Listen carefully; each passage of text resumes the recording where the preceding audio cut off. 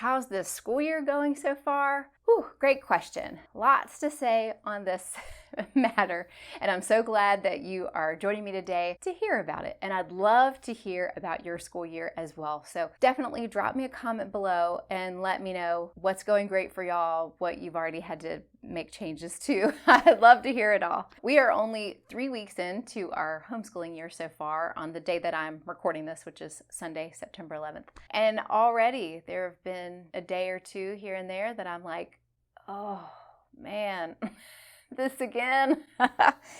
Yeah, it happens fast. But what's so great about homeschooling is we have the ability to tweak and make changes, and we've already been doing that. So we are going to make this the best homeschool year yet. So I'm determined for that. So today I'm sharing with you the good, the bad, and the ugly. And we're going to look at it all. What's working for us, what's not working for us, what we like, what we don't like. There's also a lot of changes that I made already for this school year that are working great, and I'm so glad we have made those changes. So I want to share all of those things with you today, and hopefully as we kind of hash this out together, it'll give you some good ideas for maybe some areas in your homeschool that might need some changing too, that'll make it so much better, so much more pleasant for you.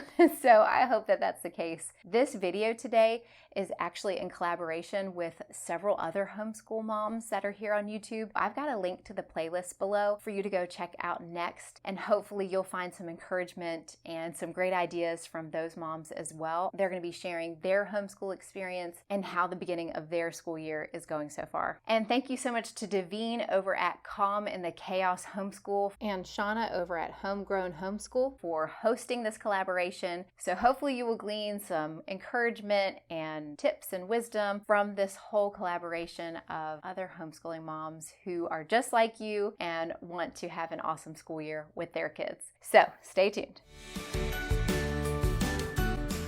I'm so glad that you are here to join me today for this video. It means so much to have the support of this community, and I just love getting to chat with you other homeschool moms. You all have so much wisdom to share, and I'm thankful for this opportunity. So today I want to talk about what is working well for us, what is already not working well for us, and I can see need to have changes made and where we need improvement.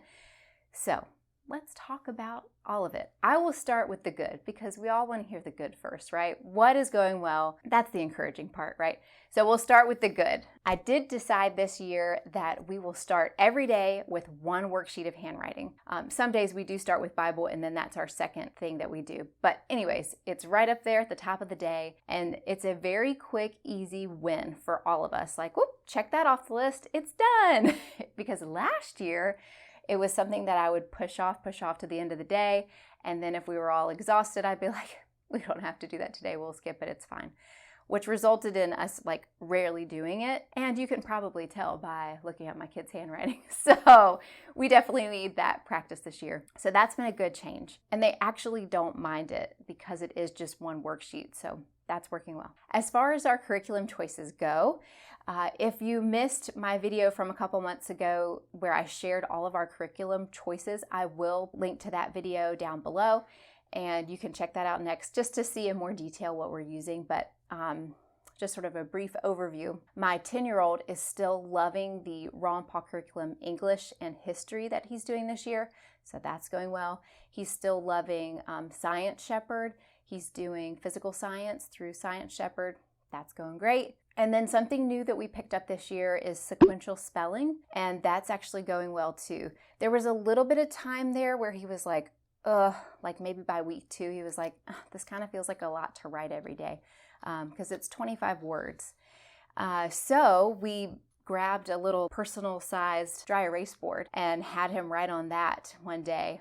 And he loved it. And obviously it's even quicker and easier to erase when you need to rewrite the word that you misspelled. So it was like, I just like revived him, and he was like, oh, this is way easier, and loved it. So small change that led to great results. Sometimes it's nice to just shake things up for them like that. Like if you do have a whiteboard on the wall, or just get the small little whiteboard from like the Dollar Tree that they can use right at their desk. Those are great things to use. My 8-year-old daughter, she is still liking the BJU Press history that she's doing, and Math UC seems easy so far to her. It's like just starting out in multiplication, which is like 2 times 0 is 0. So that's all been pretty easy so far. We'll see how she feels once we get into the harder parts, but so far so good. My 6-year-old is enjoying Math UC, and he still really loves doing Hooked on Phonics, and that has still been a great thing to like occupy his time with while I'm working with another kid. We also recently downloaded the Noggin App, and he's been doing some educational stuff on there while I'm preoccupied with someone else. So that's been helpful. And my 6-year-old is liking the Good and the Beautiful language arts, but some lessons do feel a little long for him. So sometimes we'll take a break in the middle of a lesson and still come back to it. Some days we won't finish a whole lesson, and I'll let him kind of stop early because I don't want to exasperate him. I know that our kids do need to learn discipline, right? They need to learn to do hard things and good work ethic. But we also have to balance that out with not exasperating them and making them hate school and hate schoolwork. The whole point is that we want them to love learning. So that's something that I kind of am trying to like keep a beat on. Like, all right, if he is seeming like this is too much, the kid's only 6, we'll learn work ethic maybe in some other ways and down the road. But we can go ahead and close the book for today. It's okay. And then some days I'll actually not do the language arts curriculum, and we will just do the Hooked on Phonics lesson that day. He can play the games while I'm working with another kid, and then we can do the book together. And that might be all we do as far as reading goes that day. Because I feel like he's maybe not totally ready to like zoom through the language arts curriculum. So I think it's actually going to work really well to kind of keep a slower pace in that book by doing Hooked on Phonics on the other days, which might mean that he's still doing level 1 into the next school year. We'll kind of see how it goes. Sometimes kids get to a point where they sort of like crack the code, right? And they're able to zoom through a particular subject, but we haven't hit that peak yet. So I'll be on the lookout for it. If you saw my video from a couple weeks ago about how we prepped our kids for this homeschool year, I put in there like kind of how we plan as well. And one of the things I mentioned in that video is that I was going to get gum and mints, and I have them in a little container. And we've since like bought a ton more gum in different flavors, so it has exceeded that container. But anyways, that has been a huge hit with them. They love the fact that they can have gum or a mint for every subject. So I do feel like that has boosted morale, and it's just a nice little treat that they can have without me having to run back downstairs to the pantry and look through stuff and try to find something healthy. It's just so much easier to be like, yeah, you can have a piece of gum, and that satisfies them. So, and I do feel like it's kind of like a fidget spinner, right? They can just be chewing on that while they're getting their work done. So that's been a pro. I also talked in a previous video about our STAR system, and this is like our behavior system, and that is going really well this year. I finally created these tracking sheets that are working really well, because last year, after like the first couple of months, I wasn't keeping track of their stars very well, and it just sort of fell by the wayside, and we weren't really doing it anymore. So, if you don't do the reward part of it, where they get to like pick a prize at the end of each week, then it kind of loses its potency during the school day.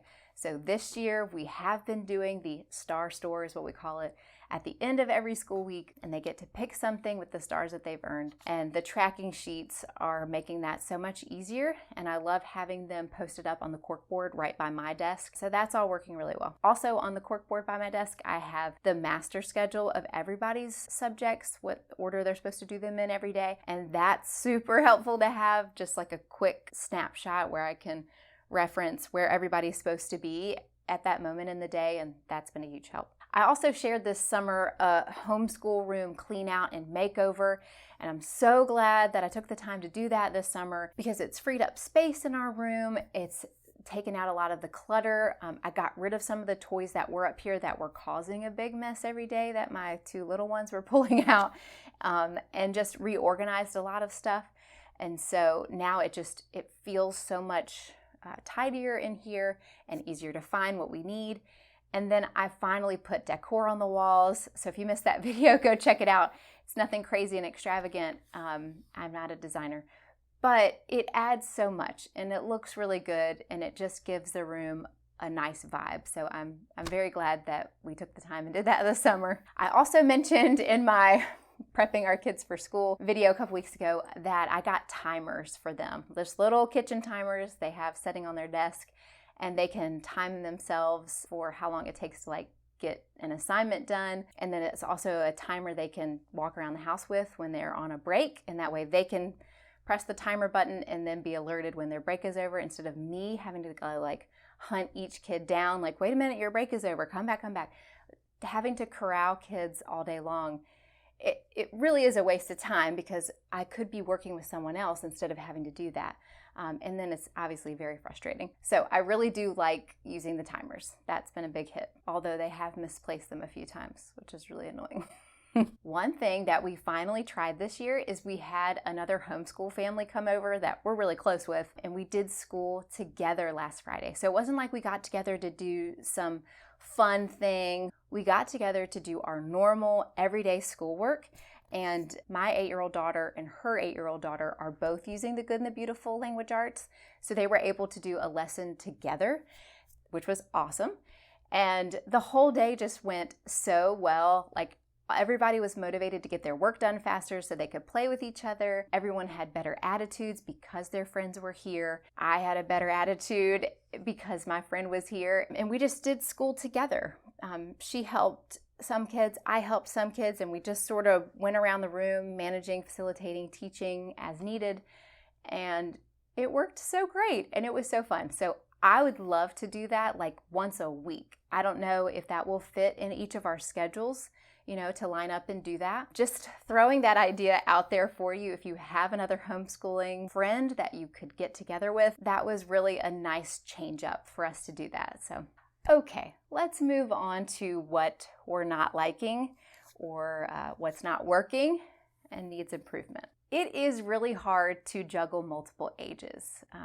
Not gonna lie, that's pretty challenging. I have a 10-year-old, 8, 6, and 3-year-old. So obviously they're all doing different levels of work. The 3-year-old is really just usually a major distraction. And thankfully I'm not so much worried that he's gonna like get into trouble or hurt himself. Like, he's 3.5, but he sometimes is just running around and doing crazy stuff and really distracting everybody. I mean, he is really funny, but he is just such a distraction sometimes. So sometimes I'm like, why don't you go downstairs and play in your room, buddy? Or if my 6-year-old is also on a break, why don't y'all go downstairs and play together so that it's quiet up here where we're doing school?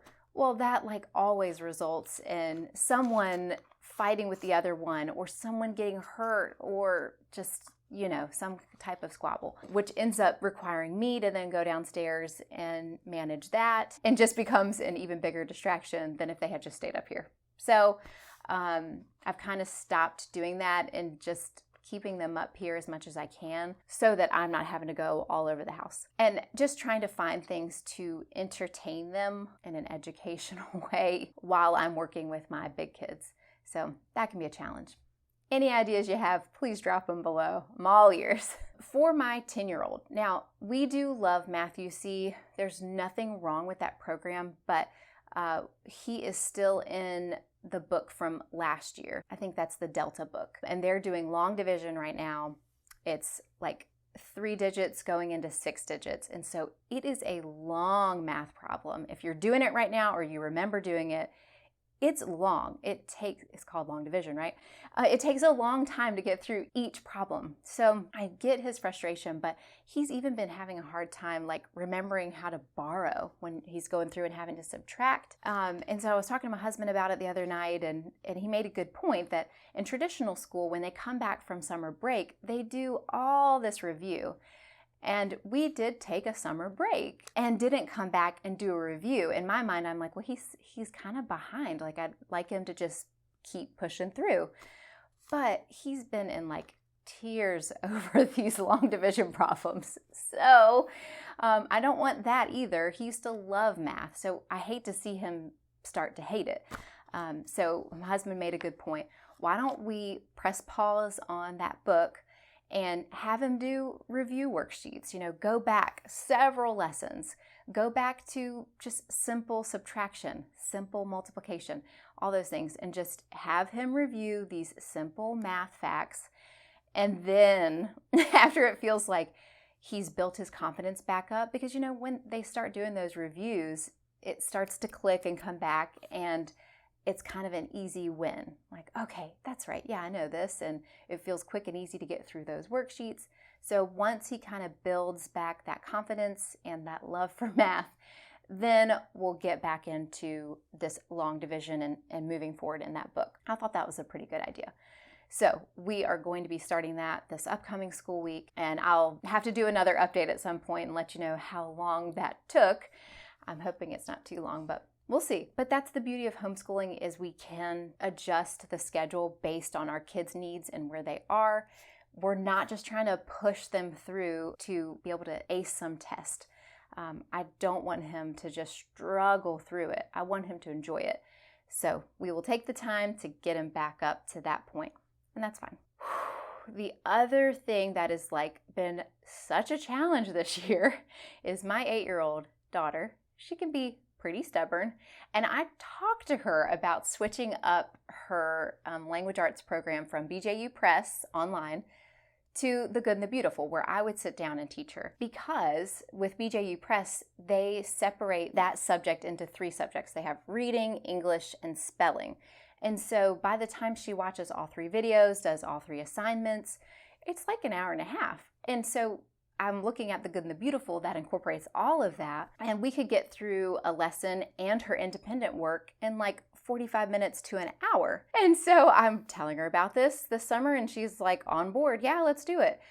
And then as soon as we got into it this year, she's just dug her heels in and does not want to do it, which has been a huge bummer to me. Just keep giving it a try. Let's give it another week or 2 or 3 and see how you feel about it. I've even told her I'd be willing to switch you out of this curriculum if you just really don't jive with it. But I think you will. And I think you're going to be glad that you are sticking with this, because it's going to save you time. Because if she has a good attitude, she can zoom through it pretty fast. It's all about attitude.